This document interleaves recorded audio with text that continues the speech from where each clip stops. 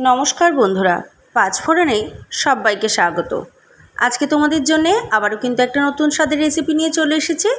আর আজকে তোমাদের সাথে শেয়ার করতে চলেছি কাঁঠালের বীজ ভর্তা। রেসিপিটা কিন্তু বানানো ভীষণই সহজ, খেতেও কিন্তু দুর্দান্ত স্বাদের হয়। গরম গরম ভাতের সাথে এরকম একটা রেসিপি হলে কিন্তু একদম জমে যায়। তাহলে চলো দেখে নেওয়া যাক আমার আজকের এই রেসিপি। তো রেসিপিটা বানিয়ে নেওয়ার জন্য আমি এখানে প্রথমেই দেখো কিছুটা পরিমাণে সর্ষের তেল কড়াইতে দিয়ে দিয়েছি। তেলটাকে এখন খুব ভালো করে কিন্তু গরম করে নিয়েছি আমি। আর এখন তেলের মধ্যে আমি দিয়ে দিব কয়েকটা রসুন। দেখো রসুনের পরিমাণটা কিন্তু একটু বেশিই নিয়েছি। তো রসুনগুলো আমি তেলের মধ্যে ছেড়ে দিলাম। রসুনগুলোকে একটু ভালো করে কিন্তু ফ্রাই করে নেব। তো রসুনটা দেখো হালকা একটু কালার চলে এসেছে, আমি আরও একটু টাইম কিন্তু ভেজে নেব রসুনটাকে। আর এখন কিন্তু কাঁঠালের বীজ প্রতিটা বাড়িতেই প্রায় রয়েছে। তো কাঁঠালের বীজের এই রেসিপিটা তোমরা কিন্তু অবশ্যই বানিয়ে নিতেই পারো। খেতে কিন্তু খুবই স্বাদের হয়। তোমরা যদি না বানাও তাহলে বুঝতে পারবে না যে এটা কতটা স্বাদের হয়। আশা করব রেসিপিটা তোমাদের ভালো লাগবে, তাই অবশ্যই তোমরা একবার হলেও ট্রাই করো। তো দেখো রসুনটা কিন্তু আমার ফ্রাই করা হয়ে গেছে। এখন রসুনটাকে আমি কড়া থেকে তুলে নেব।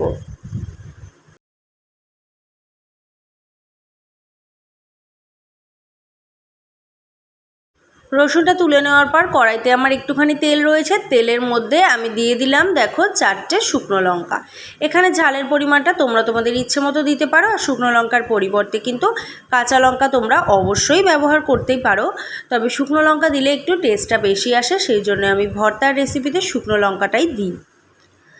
তো শুকনো লঙ্কাটা ভালো করে কিন্তু ফ্রাই করে নিতে হবে, যাতে একদম মচমচে হয়, মানে যাতে বেটে নেওয়া যায় সেরকমভাবে কিন্তু আমি ভেজে নেব। তো লঙ্কাটা ভাজতে কিন্তু বেশি সময় লাগে না, আমারও ভাজা হয়ে গেছে। এখন আমি লঙ্কাটাকে তুলে নিচ্ছি কড়াই থেকে। তো কড়াইতে কিন্তু একদমই অল্প তেল রয়েছে। এখন আমি আর একটুখানি পরিমাণে কড়াইতে তেল কিন্তু দিয়ে দেব, তবে সর্ষের তেলই দিচ্ছি। আবার আগেও বলেছি ভর্তার রেসিপিতে কিন্তু সর্ষের তেলটাই বেশি ভালো লাগে খেতে, সেজন্য আমি সর্ষের তেল দিয়েই ভর্তার রেসিপিটা সবসময় বানিয়ে থাকি। তো সর্ষের তেল দিয়ে দিলাম কড়াইতে। তেলটা একটুখানি গরম হয়ে গেল, আর আগে থেকে গরম ছিল আগের তেলটা, সেজন্য কিন্তু অল্প তেল দেওয়াতে তাড়াতাড়ি গরম হয়ে গেছে। এখন আমি তেলের মধ্যে দিয়ে দিলাম জাস্ট কয়েকটা 7 থেকে 8টা গোলমরিচ। গোলমরিচটাও দিয়ে দিচ্ছি কিন্তু হালকা একটু ঝাল আসার জন্যে, আর খেতেও টেস্টি হবে সেই জন্যে। তো এখন এর মধ্যে দিয়ে দিলাম কয়েকটা কালো জিরে। দেখো ছোটো চামচের 1 চামচ পরিমাণে কালো জিরে আমি অ্যাড করলাম এখানে। তো এরপরে দিয়ে দিচ্ছি এর মধ্যে পেঁয়াজ কুচি, রসুন আর শুকনো লঙ্কা, আর দেখো কয়েকটা কাঁচা লঙ্কা আমি দিয়ে দিলাম। এখানে 3টে কাঁচা লঙ্কা আমি দিয়ে দিলাম।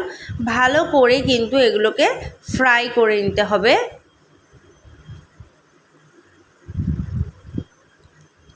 তো আজকের উপকরণগুলো ছিল পেঁয়াজ কুচি, শুকনো লঙ্কা, রসুন, কাঁচা লঙ্কা আর কাঁঠালের বীজ তো অবশ্যই।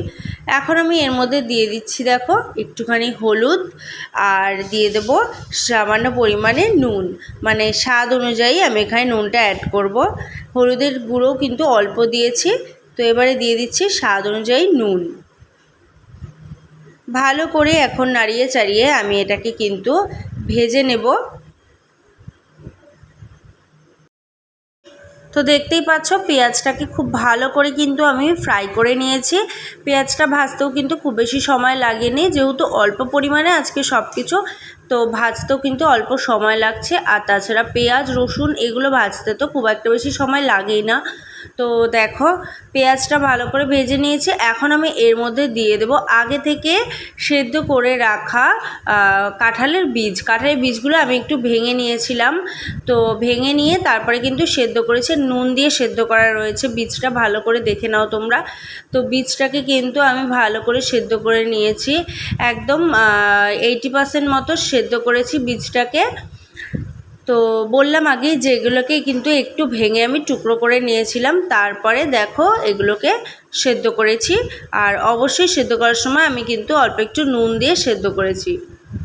তো এবারে সেই সেদ্ধ করা বীজগুলো আমি কড়াইতে দিয়ে দিচ্ছি পেঁয়াজের মধ্যে। এগুলোকে কিন্তু ভালো করে আমি পেঁয়াজের সঙ্গে একটু ফ্রাই করে নেবো, খুব বেশিক্ষণ ধরে ফ্রাই করব না, কারণ যদি মচমচে হয়ে যায় তাহলে কিন্তু বাটতে অসুবিধা হবে আর খেতেও ভালো লাগবে না ভর্তাটা। তো সেই জন্য আমি কিন্তু অল্প ভাজবো, যেহেতু সেদ্ধ করা আছে অল্প একটুখানি ভাজলেই কিন্তু হয়ে যাবে।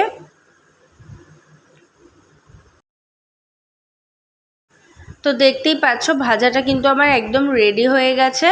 আর কাঁঠালের বীজটাকে আমি 2 থেকে 3 মিনিট মতো ভেজে নিয়েছি, এর বেশি ভাজার কিন্তু কোনো রকম কোনো প্রয়োজন নেই। তো আমি কাছ থেকে তুলেও তোমাদেরকে একটু দেখিয়ে দিই যে ফ্রাইটা কেমন করে করেছি।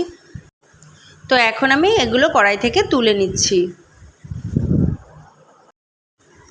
তো দেখো আমার কিন্তু সমস্ত উপকরণ রেডি। রসুনটা ভেজে নিয়েছিলাম আগেই, শুকনো লঙ্কাও ভাজা ছিল, আর এখন পেঁয়াজ, লঙ্কা, কালো জিরে, গোলমরিচ আর হচ্ছে কাঁঠালের বীজ সমস্ত কিন্তু রেডি হয়ে গেছে। এখন আমি এগুলো কিন্তু শিলে বেটে নেব।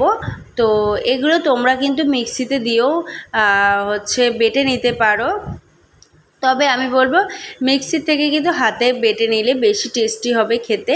তো সেই জন্যে দেখো আমি হাতে এইভাবে কিন্তু বেটে নিচ্ছি।